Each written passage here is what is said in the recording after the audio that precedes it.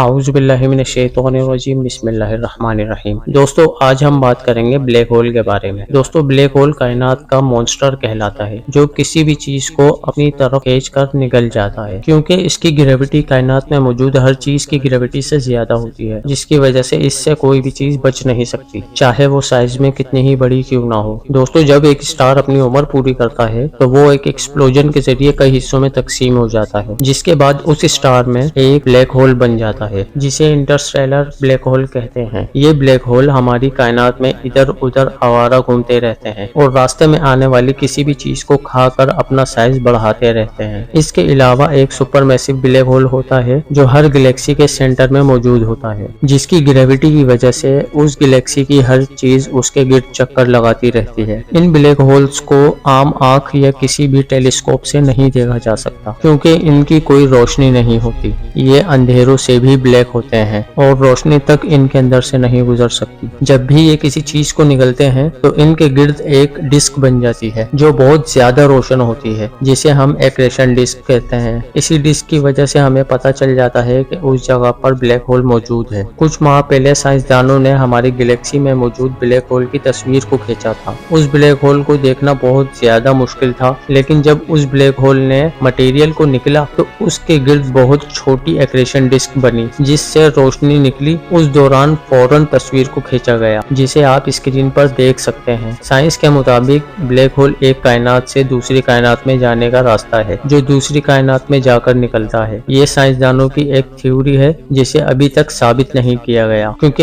ایک تو انہیں ڈھونڈنا بہت زیادہ مشکل ہوتا ہے، دوسرا یہ کہ یہ ہم سے اتنے دور ہیں کہ ان پہ کوئی اسپیس کرافٹ کو بھیجا نہیں جا سکتا۔ اگر کوئی اسپیس کرافٹ اس کے گرد چلا بھی گیا تو اس کا واپسی آنا ناممکن ہوگا، کیونکہ یہ اسپیس کرافٹ کو بھی اپنی طرف کھینچ کر نکل لے گا۔ جبکہ انٹرسٹیلر مووی میں یہ دکھایا گیا ہے کہ کوئی بھی انسان بلیک ہول میں سفر کر کے ایک کائنات سے دوسری کائنات میں جا سکتا ہے۔ بلیک ہول کے اندر ایک سنگولیرٹی ہوتی ہے جس کا دروازہ کسی دوسری کائنات میں کھلتا ہے اور یہ اندر کی طرف تنگ ہونا شروع ہو جاتا ہے، جیسے ایک درخت۔ سب سے پہلے آئنسٹائن نے ایک تھیوری پیش کی جس میں بلیک ہول کا ذکر تھا، اور 2019 میں ہم نے پہلی بار M87 گلیکسی کے سینٹر میں ایک بلیک ہول کو دیکھا۔ سائنس نے آج بلیک ہول کو دریافت کیا ہے، لیکن اس کا ذکر آج سے 1400 سال پہلے قرآن پاک میں اللہ تعالیٰ نے کر دیا تھا۔ سورہ النجم کی پہلی آیت میں اللہ تعالیٰ ارشاد فرماتا ہے کہ ستارے کی قسم جب وہ غائب ہونے لگا یا وہ گرنے لگا، یعنی آج سے 1400 سال پہلے اللہ تعالیٰ نے قرآن پاک میں بتا دیا کہ ہماری کائنات میں بلیک ہول موجود ہیں۔ جیسا کہ آپ کو پتا ہے کہ آپ صلی اللہ علیہ وسلم نے معراج کا سفر کچھ ہی سیکنڈ میں کیا، جس پہ آپ صلی اللہ علیہ وسلم نے 7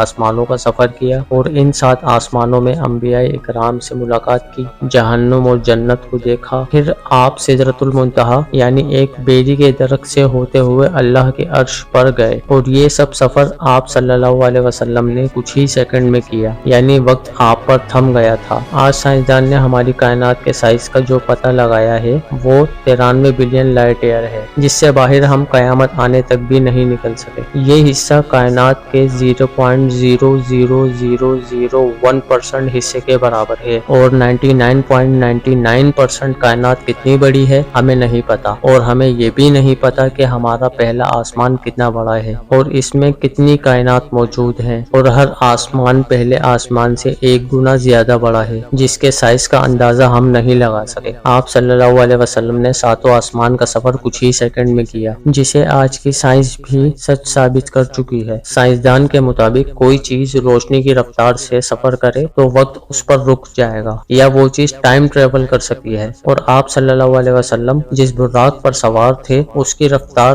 9 لاکھ کلومیٹر پر سیکنڈ تھی، جو روشنی کی رفتار سے 3 گنا زیادہ تھی، جس سے آپ اندازہ لگا سکتے ہیں کہ آپ صلی اللہ علیہ وسلم پہ وقت کس حساب سے تھم گیا ہوگا۔ قرآن پاک میں ایک بیری کے درخت کا ذکر کیا گیا ہے جس کا نام سدرۃ المنتہا ہے، اسے بلیک ہول کہا جا رہا ہے۔ آپ صلی اللہ علیہ وسلم اس درخت سے ہو کر اللہ کے عرش پر پہنچے۔ آپ بیری کے درخت اور بلیک ہول کی شیپ کو دیکھیں جو بالکل سیم ہے، دونوں کا اوپر والا حصہ بڑا ہے جبکہ نیچے والا حصہ پتلا ہوتا جا رہا ہے۔ سورہ النجم کی آیت نمبر 16 میں اللہ تعالیٰ ارشاد فرماتا ہے کہ اس درخت پر اندھیرا چھایا ہوا تھا، یعنی وہ درخت بہت زیادہ ڈارک تھا۔ ذرا سوچیے، ہماری پوری کائنات تو پہلے سے ہی کالی ہے اور اس میں اور زیادہ کالی چیز صرف بلیک ہول ہی ہے، اس سے زیادہ کالی چیز ہماری کائنات میں نہیں ہے۔ اللہ تعالیٰ نے خاص طور پر کہا کہ اس درخت پر اندھیرا چھایا ہوا تھا۔ اس درخت پر اندھیرے کا چھا جانا بلیک ہول کی طرف ہی اشارہ ہے۔ قرآن پاک میں اللہ تعالیٰ ارشاد فرماتے ہیں کہ اس بیری کے درخت کی بھی حد ہے۔ سائنسدانوں کو لگتا تھا کہ اس بلیک ہول میں جانے والی چیز اسپیس کرو کی وجہ سے غائب ہو جاتی ہے، یہ چیز پتہ نہیں کہاں چلی جاتی ہے، ہمیں اس کی حد کا اندازہ نہیں، کیونکہ ان بلیک ہول کی کوئی حد نہیں ہوتی، یہ انفینائٹ ہوتے ہیں۔ لیکن قرآن پاک میں اللہ تعالیٰ نے ارشاد فرمایا کہ درخت کی ایک حد ہے۔ اس کے بعد سائنسدانوں کی ایک اسٹڈی نے یہ بات ثابت کر دی کہ بلیک ہول انفینائٹ نہیں ہے، بلکہ ان کی بھی ایک لمٹ ہے۔ یہ ایک پورٹل کی طرح ہوتے ہیں جس کا ایک کنارہ دوسری جگہ جا کر کھلتا ہے۔ اسٹیفن ہاکنگ کا بھی یہی کہنا تھا کہ بلیک ہول انفینائٹ نہیں ہے، بلکہ اس سے باہر نکلا جا سکتا ہے، یعنی اس سے باہر نکلنے کا راستہ موجود ہے اور ان کی ایک حد ہے۔ اس کے اندر جانے والی چیز کبھی نہ کبھی اس کے دوسرے کنارے سے باہر نکلے گی، یہاں پہ اس بلیک ہول کی حد ختم ہو جاتی ہے۔ اب ان ساری چیزوں کو بیری کے درخت کے ساتھ جوڑیں جس پر اندھیرا چھایا ہوا تھا، وہ اسٹارز کو نگلتا ہے،